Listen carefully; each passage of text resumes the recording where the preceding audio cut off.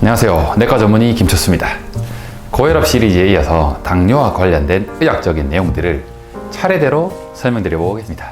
대한당뇨학회에서 발간한 자료에 따르면 2018년 기준 당뇨는 우리나라 30대 성인의 경우 7명 중에 1명인 13.8%, 60대 이상의 경우에는 10명 중 3명인 27.6%, 30대 이상 당뇨 환자는 약 500만 명으로 추정될 정도로 정말 무지막지하게 많은 분들이 현재 당뇨병을 갖고 있다고 할 수 있습니다. 여기에 당뇨 전 단계인 공복혈당 장애도 30대 이상 성인 4명 중에 1명인 26.9%, 65세 이상 성인의 10명 중에 3명이나 될 정도로 많고, 30대 이상 성인에서 공복혈당 장애는 우리나라에 무려 948만 명이나 있다고 합니다. 그러니 제가 빨리 당뇨에 관한 영상을 만들어서 많은 분들의 당뇨 조절에 조금이나마 도움을 드리기 위해서 당뇨 시리즈를 시작하게 되었습니다. 출발해 볼까요? 구독과 좋아요는, 그리고 댓글 큰 힘이 됩니다. 그거 보면서 즐겁게 영상 만드니까 구독과 좋아요, 댓글 부탁드리겠습니다. 오늘은 그 첫 번째 시간으로 당뇨를 의심해야 할 당뇨병의 증상과 당뇨의 진단에 대해서 먼저 말씀을 드려보겠습니다. 출발해 볼까요?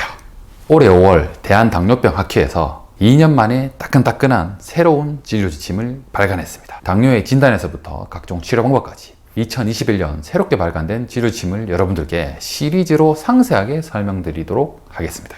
당뇨병이란 무엇일까요? 단어의 한자 그대로 풀이를 해보면 엿당자에 오줌 요자에 병병자, 당뇨병은 달달한 소변을 보는 병이란 뜻이 되겠습니다. 신기한 건 서구권에서 당뇨의 영어 표현도 그 뜻이 거의 동일하다는 것입니다. 영어 단어 당뇨는 diabetes mellitus라고 하는데, diabetes는 라틴어에서 수도라는 뜻이고요, 멜리투스는 꿀이라는 뜻입니다. 즉 당분이 소변으로 수도처럼 줄줄줄줄 빠져나오는 병이다 라는 뜻이 되겠습니다. 앞서 한자어 달달한 소변을 본 병하고 거의 동일한 뜻임을 알 수 있지요. 이것은 옛 선조들이 뭐 어떻게 그렇게 된지는 모르겠지만 당뇨라는 병에 걸린 사람의 증상이 소변으로 당이 많이 배출되는 것을 알게 되었고, 그것을 표현한 병명을 지은 것이라고 할 수 있겠습니다. 당뇨가 심하지 않을 때는 사실 크게 느낄 수 있는 증상이 없을 수 있습니다.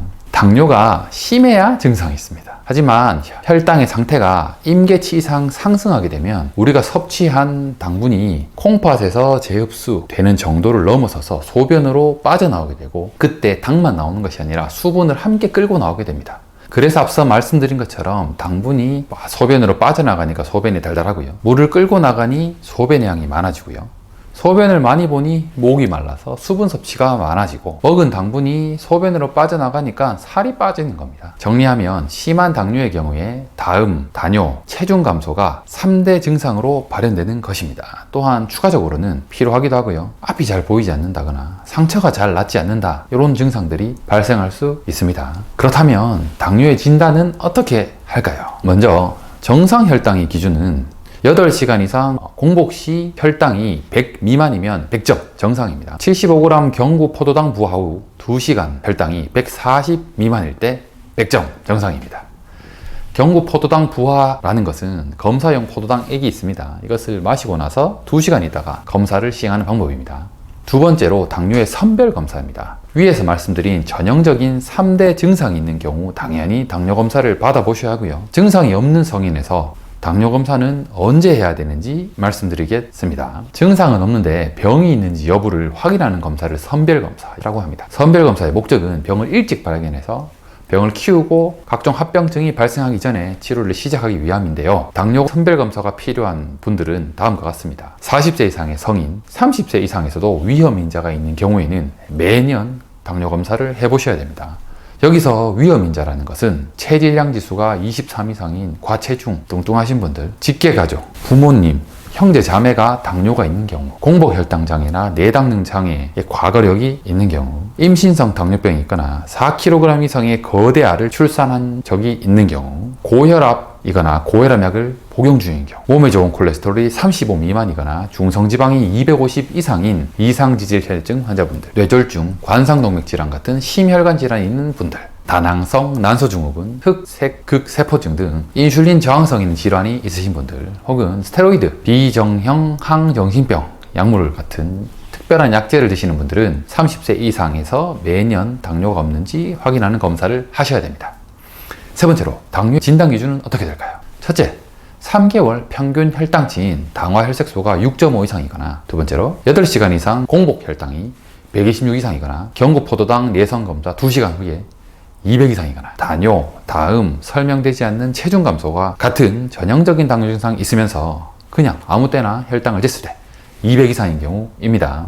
이 중에 네 번째의 경우는 딱 한 번 해보고 200 이상이다, 한 번 검사로 당뇨다 라고 확진할 수 있습니다. 하지만 1번에서 3번의 검사는 서로 다른 날 한 번 더 재검합니다. 혹은 같은 날 다른 종류의 검사를 해서 두 가지가 당뇨에 해당한다, 그러면 당뇨로 확진할 수 있습니다. 기억하셨다가 여러분이 당뇨인지 아닌지 확인해 보시기 바랍니다. 이번 시간에는 당뇨의 증상과 당뇨의 진단 기준, 증상이 없지만 당뇨 검사가 필요한 선별 검사의 해당자는 누구인지에 대해서 알아보았습니다.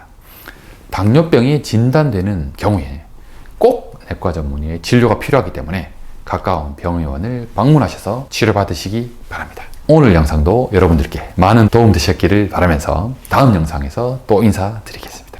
감사합니다.